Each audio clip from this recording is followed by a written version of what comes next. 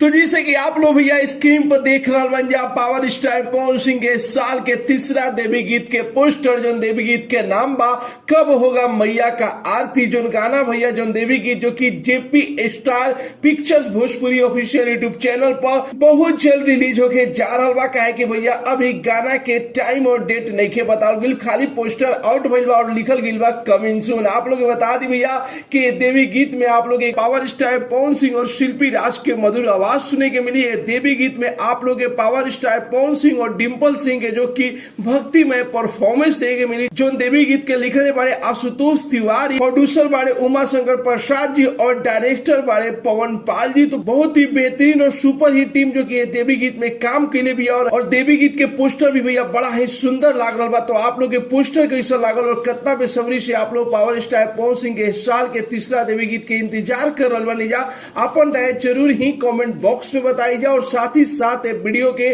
ज्यादा से ज्यादा लाइक करी जा, ज्यादा से ज्यादा शेयर करी जा। मिलता नहीं भैया अगला वीडियो में एक नया न्यूज के साथ। तब तक के लिए बाय बाय, टेक केयर, जय भोजपुरी।